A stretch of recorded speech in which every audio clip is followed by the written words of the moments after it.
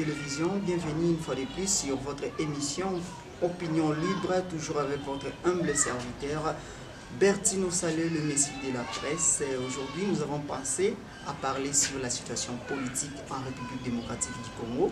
Oui, population et peuple que nous sommes, nous ne pouvons pas rester silencieux devant ce qui se passe sur notre pays parce que, dit-on, la politique, si on ne s'occupe pas de ça, elle s'occupera de vous. Raison pour laquelle je ne suis pas seul sur ce plateau, je suis accompagné d'un invité avec qui nous allons essayer d'échanger et de parler sur la situation politique en République démocratique du Congo. Pour le respect de votre cadre et titres différents, je vais laisser la place à mon invité de se présenter afin que nous puissions aborder bel et bien ces sujets. Bienvenue à vous, mon ami. Merci, monsieur le journaliste, pour m'avoir invité à votre émission. Je suis tellement ravi. Merci. Bref présentation auprès de notre public qui nous suit. En tout cas, simplement, je suis un libre penseur. Un libre penseur. Un libre penseur qui s'appelle Shadrack Pouba, pour rappeler à notre public, c'est un analyste politique et il est journaliste, confrère comme moi. Shadrack Pouba, pour ma première question, quel est votre point de vue sur le déroulement des élections législatives et présidentielles passées? Merci pour votre question. Je répondais par ceci, tu vois, les élections en Afrique, en tout cas, les élections ne donnent pas vraiment la vie à la population africaine. Eh bien, ici, chez nous au Congo, on a vu des élections depuis, je dirais, 2006, 2011, et ce qui vient de passer en 2018. Et les élections au niveau présidentiel, c'est comme si, je parle des élections de 2018, vous allez constater que non, le pouvoir a été donné comme un cadeau. Celui qui l'a mérité et n'a pas droit. Et les élections législatives, je pense que non. Le mentor des élections, c'était M. Kabila, l'ex-président. C'est lui-même qui a organisé les élections et c'est lui-même qui a donné les moyens pour l'évolution des élections. Et puis lui-même, il a choisi celui qui va mettre au sommet de l'État. Mais étant que président de la République, c'est le devoir qui lui revenait des droits. C'est le président qui est en place avec le gouvernement qui sont censés organiser les élections. Je ne vois pas là où, tel que vous venez de le dire, que l'ex-président ou bien le président sortant a failli à ce devoir.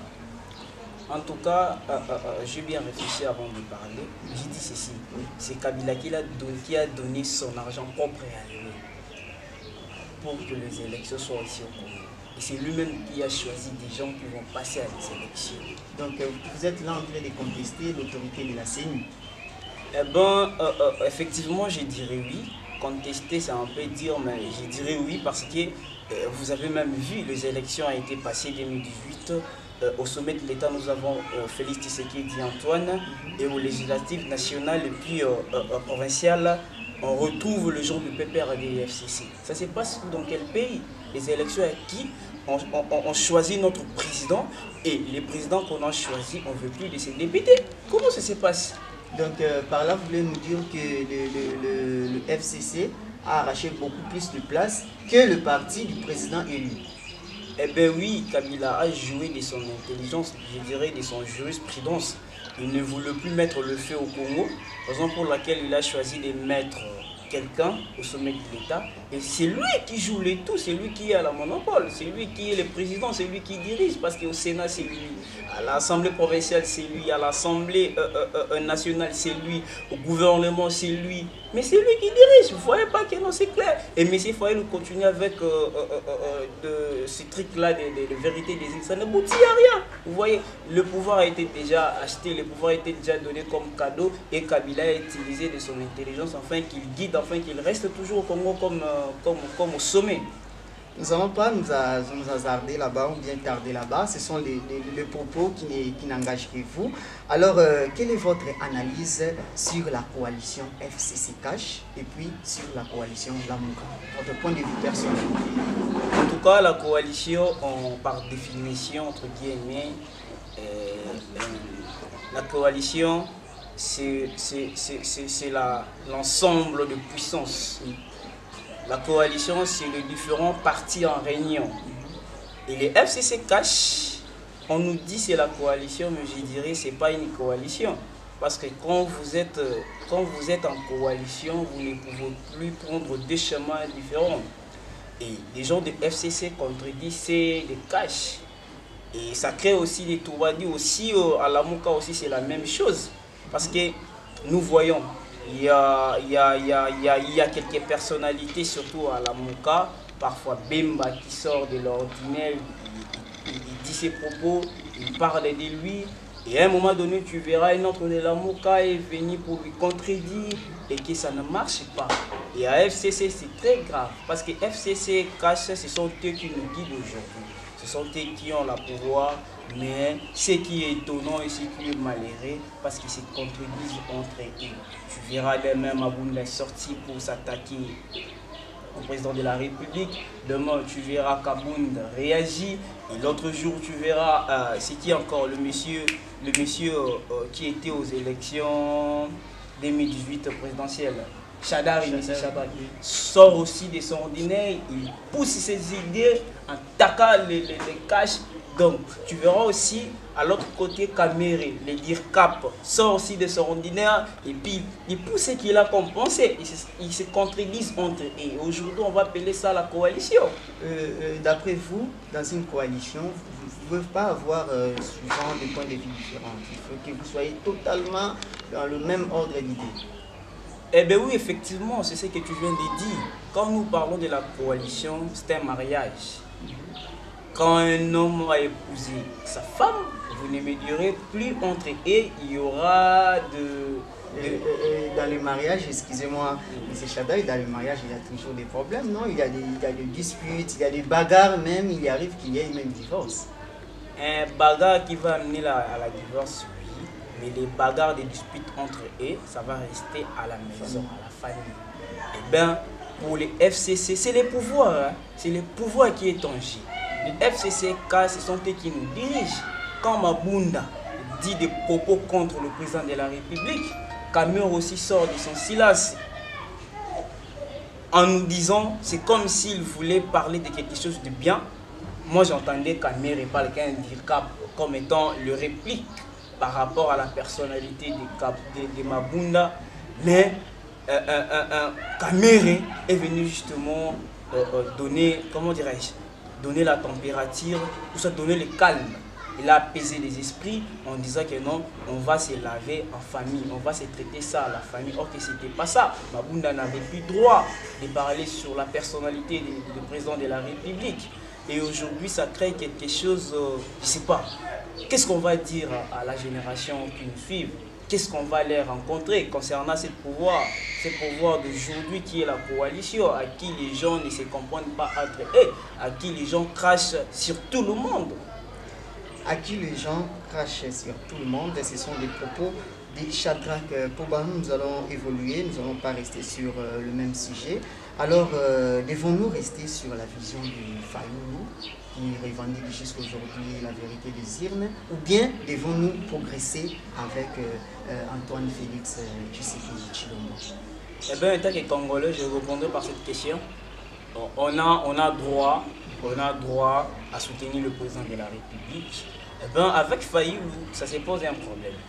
Lui, d'après lui, il est toujours en train de déclarer la vérité des urnes. C'est pas quelque chose, bon, je dirais, ça aboutit à rien jusqu'aujourd'hui. Ça ne peut rien changer. Le pouvoir a été déjà parti.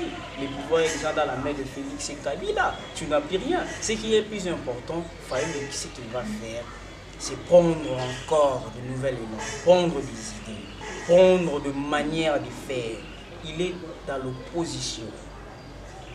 Il ne faut plus qu'il continue avec la vérité des urnes. Parce qu'on ne va plus encore revenir dans le temps passé. C'est déjà passé, le pouvoir a été déjà donné par le président actuel Félix Tshilombo Antoine. Ce qui est plus important, je dirais, Fayoulou doit encore se ressourcer, prendre des idées nouvelles pour chercher enfin de faire son opposition à bonne uniforme avec ses amis Bemba, Moïse Katoumi et d'autres. Et puis avec la vision de notre président actuel, il s'y pose un problème. Lui peut avoir des visions, mais jusque-là, rien n'aboutit, il ne se concrétise pas. Parce qu'entre et d'abord, comme je venais de dire, dans la famille, il y a des troubles.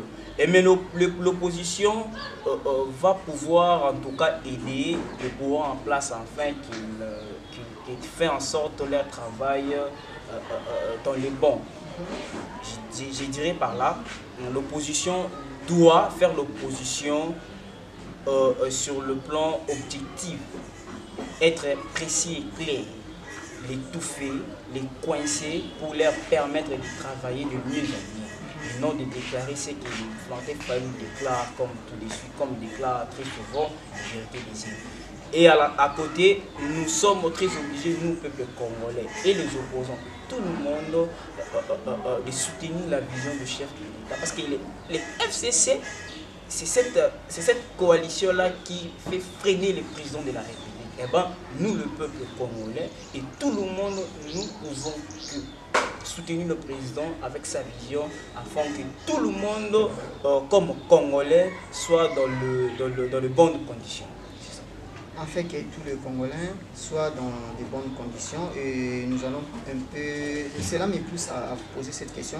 Après une année depuis sa proclamation à la présidentielle, le bilan du président de la République, personnellement, vous trouvez que c'est positif ou bien il y a encore des faillites en quelques minutes? En tout cas, à cette question, faillite ou positif ou comment, et c'est bien parti, mais il y a encore des freins. Il y a encore des choses qui ne marchaient pas jusque-là, mais pour être sincère, il y a des choses qui se font déjà, comme il avait dit dans son programme de 100 jours, la gratuité de l'enseignement de base, et nous avons vu. Et puis, il y a encore, même si ça retarde, il a failli qu'il finisse avec le truc d'embouteillage au Congo, précisément à Kinshasa maintenant. Et nous avons vu les sous-moutons, quand bien même maintenant il est freiné par des DG, par je ne sais pas comment, parce qu'il y a un Kabila, il a face de Kabila qui se fait dire toujours. Mais je dirais, même à 50 ou 60%, tout va mieux. Espérons que non, dans le contrat qui reste, il va concrétiser, il va faire un pas. Il va faire un pas. S'il faut conclure, parce que nous sommes en train de chiter, s'il faut conclure, quelles sont les pistes de solutions que vous proposerez au gouvernement congolais pour que la situation politique de la RDC puisse s'améliorer et puis la situation économique et dans d'autres domaines de la vie?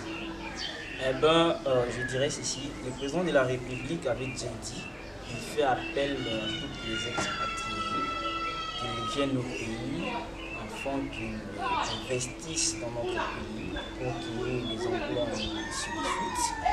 Et ce que nous allons dire, c'est qu'il ouvre son corps. Fayulu, ce sont ses amis. Ce sont ses amis à lui. Il doit chercher à mettre tout le monde dans les bateaux. Tout le monde dans les bateaux, chercher quoi faire pour l'aboutissement, pour l'émergence de notre pays.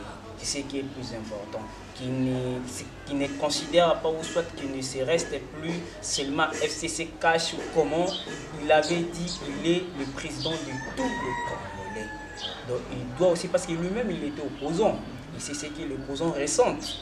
Donc, ce qui est plus important, il doit chercher ses amis-là de l'opposition et puis s'il pouvoir, qu'il les réunisse sur la même table, afin qu'il donne ce moyen, afin qu'il donne le tout possible pour l'émergence de notre pays. Afin qu'il y ait l'émergence dans notre pays, nous avons été avec honneur avec Shadrack Koba. Avec lui, nous avons essayé d'analyser la situation politique de la République démocratique du Congo, notre très cher pays. La RDC, comme le nom le dit, c'est un pays démocratique. Il faut que la démocratie règne. J'étais avec Shadrack Koba, confrère journaliste et analyse sociopolitique. Je vous remercie de nous avoir suivis, merci de nous avoir prêté attention, merci à vous, M. Kojak Kabouya, pour l'opportunité que vous avez cessé de nous donner sur votre chaîne 3K TV. 3K TV, un cadre qui est là pour vous informer, pour vous former et pour vous divertir. Le numéro de contact est là-bas, au bas de votre écran. Abonnez-vous massivement sur notre chaîne. Vous êtes analyste politique, sportif, commerçant. venez, c'est un cadre conçu pour vous, afin que vous puissiez vous exprimer. Merci comme ça à l'équipe technique qui est dirigée par Deraï Pelenda. Grâce à lui, nous avons pu vous joindre partout là où vous êtes, en Europe, en Afrique et partout même au bout du monde. C'est grâce à lui, Deraï Pelenda, le professionnel en images. Dédicace, M. Chakraj. C'est pas, mais quand même, je saluerai ma maman, mon papa, et puis le ministre des petites et moyennes entreprises, le ministre des sports au niveau provincial, monsieur, son excellence, pour le maman, ainsi que sa femme, maman Yvonne. Quant à moi, je salue comme ça l'honorable Serge Kayembe. Une fois de plus, merci à mon boss Kojak Kabouya pour l'opportunité. Un homme propre, un homme de classe, un homme de grand cœur. Merci à l'initiative Opinion de Jeunes qui ne cesse de me soutenir. Je vous demande de vous abonner massivement sur votre chaîne 3K Télévision. Merci à Fiston Bouchouale, Patrick Bouchouale, Nefer Touloumouamou, Charlie Moutomi, DT Ketchup. Je vous dis au revoir et à la prochaine.